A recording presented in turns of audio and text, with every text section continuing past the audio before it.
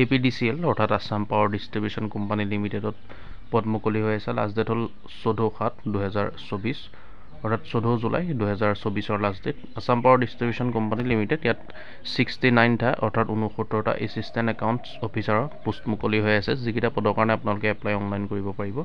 APDCL recruitment 2024 name of post assistant account officer.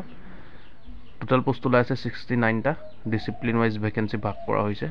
আনৰিজাৰ্ভৰ কাৰণে আছে 36টা, 36টা। Unreserved 36টা হৈ আছে, অৰ্থাৎ সকলোৱে এপ্লাই কৰিব পাৰিব আনৰিজাৰ্ভৰ পদকেইটাৰ কাৰণে। OBC MOBC কাৰণে 13টা, ৰিজাৰ্ভ ফৰ TT আৰু আদিবাসীৰ কাৰণে 6টা ৰিজাৰ্ভ হৈ আছে পোষ্ট। SC কাৰণে 6টা, STB কাৰণে 5টা, STHৰ কাৰণে 3টা পোষ্ট মুকলি হৈ আছে। ইয়াৰ কাৰণে পে' কৰা হ'ব 25,000 টকাৰ পৰা 92,000 টকালৈকে, প্লাছ গ্ৰেড পে' থাকিব লগত 11,000 টকা পে'মেণ্ট 3 হিচাপে। Related article APDCL recruitment, other criteria of APDCL recruitment, অন্যান্য ক্ৰাইটেৰিয়াসমূহ চাই লওক। Residentship article 5(b) of the constitution of India and must be a permanent resident of Assam. ভাৰতীয় নাগৰিক হ'ব লাগিব, লগতে অসমৰ স্থায়ী বাসিন্দা হ'ব লাগিব। PRCও থাকিব লাগিব। Issue in Assam for educational পাৰপছৰ কাৰণে PRC দিব লাগিব, লগতে এমপ্লয়মেণ্ট এক্সচেঞ্জ ৰেজিষ্ট্ৰেশ্যন চাৰ্টিফিকেটখনো আপোনালোকে দিব লাগিব। Local language proficiency, candidate should have proficiency in Assamese local language পাৰিব লাগিব, অৰ্থাৎ আছামিজ ক'ব পাৰিব লাগিব। এজ লিমিট বিচৰা হৈছে 21 বছৰৰ পৰা আপোনালোকে এপ্লাই কৰিব পাৰিব 38 বছৰলৈকে। ইয়াৰ কাৰণে এজ ৰিলেক্সেশ্যনো দিয়া হ'ব। SC STP STHৰ কাৰণে 5 বছৰ, OBC MOBC কাৰণে 3 বছৰ, PWBD কেণ্ডিডেটৰ কাৰণে 10 বছৰ এজ ৰিলেক্সেশ্যন থাকিব।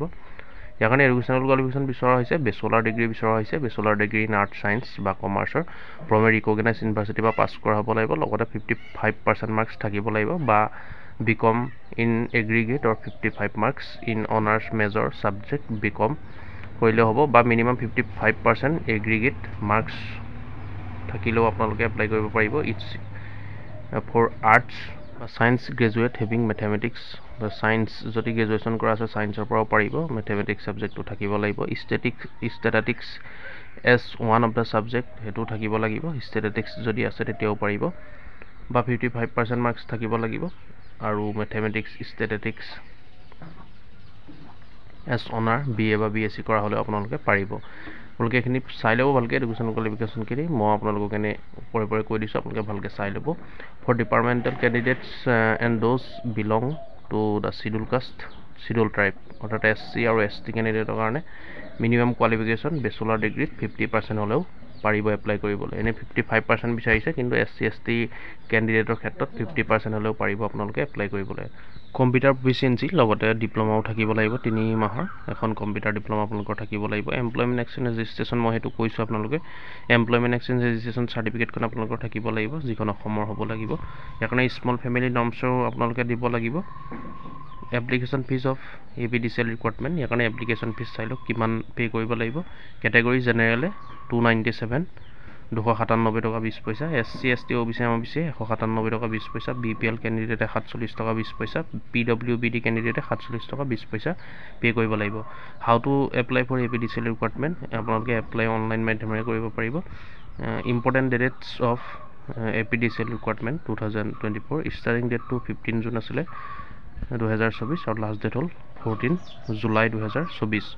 আৰু ইয়াৰ কাৰণে অনলাইন এপ্লাই কৰিবলৈ হ'লে আপোনালোকে 15 জুনৰ পৰা ষ্টাৰ্ট আছে, মানে আপোনালোকে 15 জুনত লিংক এক্টিভ হ'ব, 15 জুনত এপ্লাই কৰিব পাৰিব। আৰু 15 জুনৰ পৰা ধৰি 14 জুলাইলৈকে থাকিব। আপোনালোকে এডভাৰটাইজমেণ্ট ডিটেইলছ অফিচিয়েল ৱেবছাইট সকলোখিনি ভিজিট কৰিব, ডিছক্ৰিপশ্যনত উপলব্ধ থাকিব। আৰু আপোনালোকে লিংক এপ্লাই কৰাৰ ডিছক্ৰিপশ্যনত পাই যাব, ডিছক্ৰিপশ্যন ভিজিট কৰিলে হ'ল। যিসকল ইণ্টাৰেষ্ট হয় আপোনালোকে 15 তাৰিখৰ পৰা এপ্লাই আৰম্ভ হ'ব, অতি সোনকালে আপোনালোকে 14 জুলাই আগতে এপ্লাই কৰি দিব। গতিকে বন্ধুসকল, ভিডিঅ'টো আজি ইমানেই আছিলে। যদি চাই ভাল পালে লাইক কৰিব ভিডিঅ'টো, যদি কিবা সুধিবলগীয়া হয় নিশ্চয় কমেণ্ট কৰি জনাব, আৰু ভিডিঅ'টো শ্বেয়াৰ কৰিব যাতে সকলোৱে গম পায়। আৰু এনেকুৱা ধৰণৰ আপডেটবোৰ দৈনন্দিন পাই থাকিবলৈ আমাৰ ইউটিউব চেনেলটো ছাবস্ক্ৰাইব কৰি ল'ব। ধন্যবাদ।